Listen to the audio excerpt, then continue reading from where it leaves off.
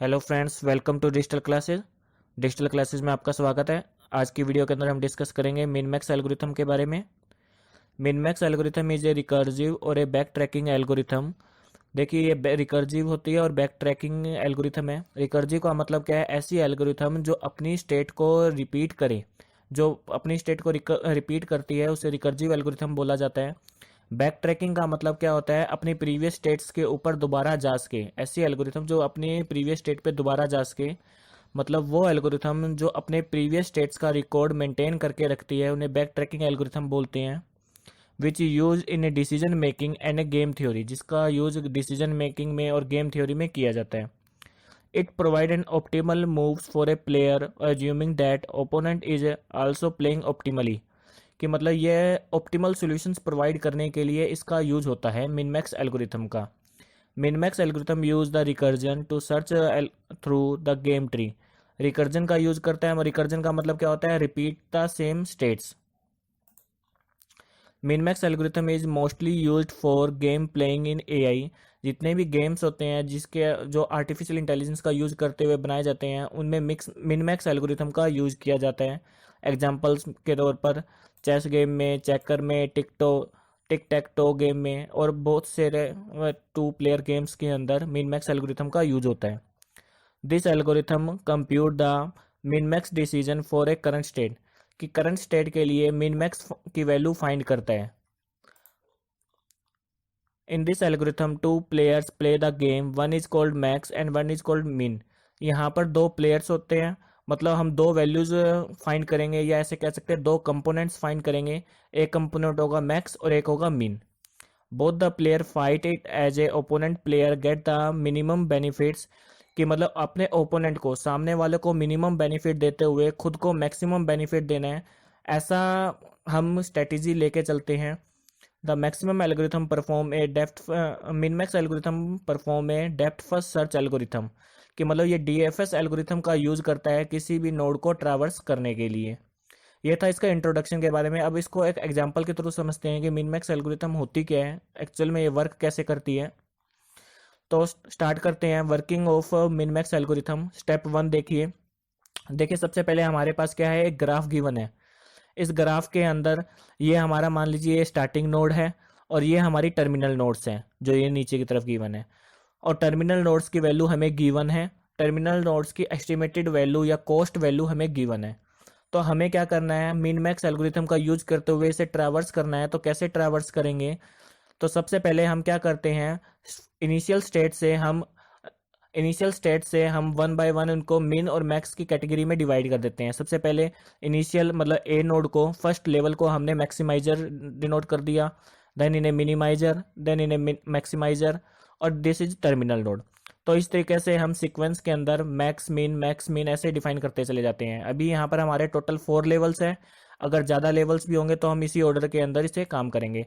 First level को maximiser, then minimiser, then maximiser, इस तरीके से। अब हमें क्या करना है? जिस लेवल को हमने मैक्सिमाइजर डिफाइन किया है उसकी मैक्सिमम वैल्यू फाइंड करेंगे, और जिसको मिनिमाइजर डिफाइन किया है उसे मिनिमम वैल्यू फाइंड करेंगे।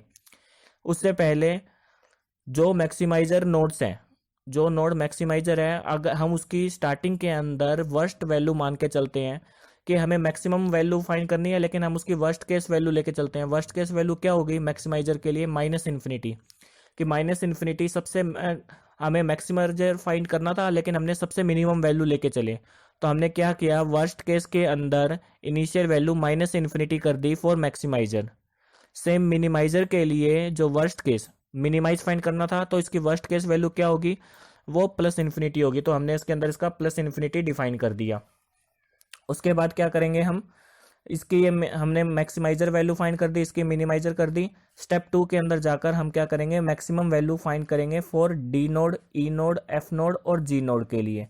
तो स्टेप 2 पर जाकर डी नोड के लिए सबसे पहले हम मैक्सिमाइजर वैल्यू फाइंड करेंगे। मैक्सिमाइजर फाइंड करने के लिए क्या करेंगे? पहले लिखा हमने मैक्स फंक्शन। मैक्स फंक्शन के अंदर हम क्या करेंगे?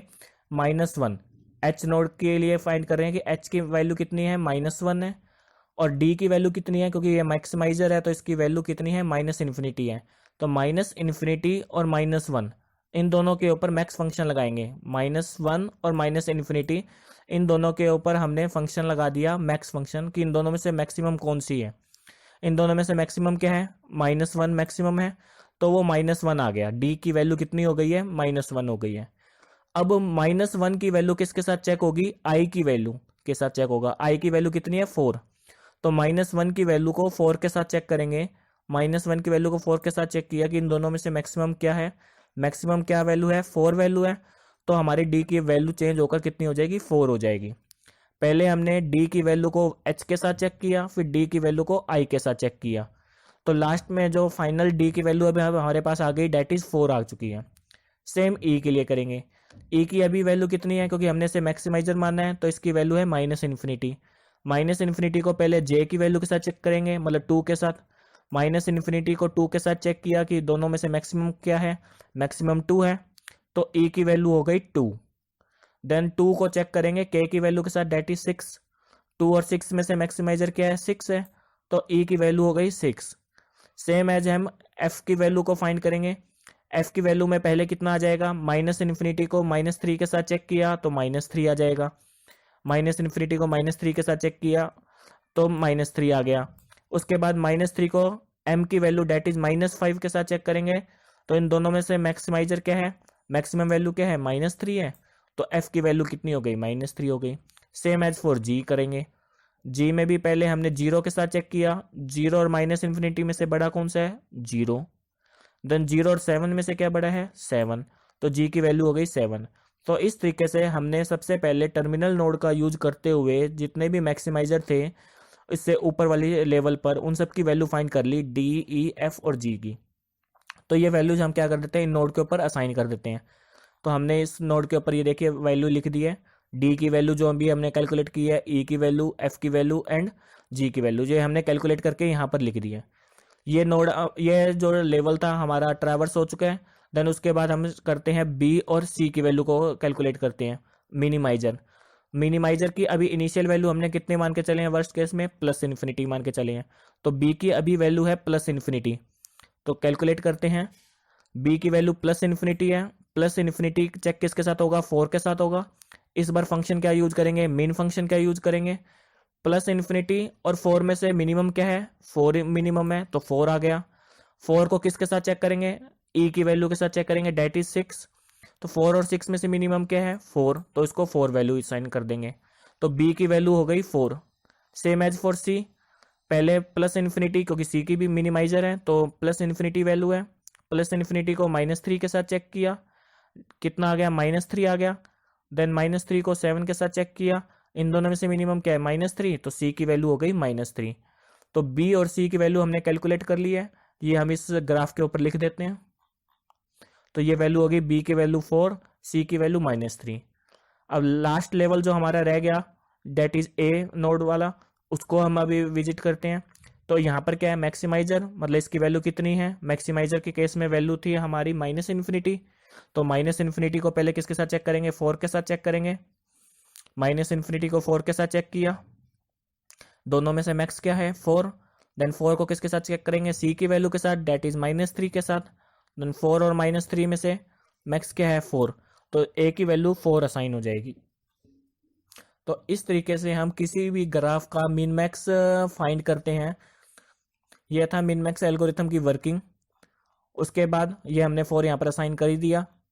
उसके बाद आता है टॉपिक जिसका नाम है limitations of the min max algorithm, मतलब इस एल्गोरिथम की लिमिटेशंस क्या है या इसके ड्रॉबैक्स क्या है, क्यों नहीं यूज करते हम इसको, और इस प्रॉब्लम को कैसे सॉल्व किया जा सकता है जो इसके ड्रॉबैक्स है। देखिए इसका ड्रॉबैक एक ही है कि हमने अभी देखा, जो हमारा ये एग्जांपल था कि हमने हर एक नोड की वैल्यू को कैलकुलेट करना पड़ा, मतलब हर एक नोड को विजिट करना पड़ता है इन मिन मैक्स एल्गोरिथम। तो इससे क्या होगा, ये तो हमारा सिर्फ 4 लेवल की नोड्स थी। तो अगर हमारे पास कोई पर्टिकुलर गेम की बात करें जिसके अंदर थाउजेंड्स ऑफ नोड्स लेवल्स हो सकते हैं, थाउजेंड्स ऑफ नोड्स हो सकती है, तो ये बहुत ज़्यादा टाइम कंज्यूमिंग हो जाएगा कि हर एक नोड के लिए मिन मैक्स फाइंड करना। तो बस इसका यही एक ड्रॉबैक है कि यहाँ पर हमें हर एक नोड को विजिट करना पड़ता है, हर एक नोड का मिन मैक्स फाइंड करना पड़ता है। तो इस प्रॉब्लम के सॉल्यूशन क्या है, इस प्रॉब्लम का सॉल्यूशन है अल्फा बीटा प्रूनिंग एल्गोरिथम, जो कि हम नेक्स्ट वीडियो के अंदर डिस्कस करेंगे।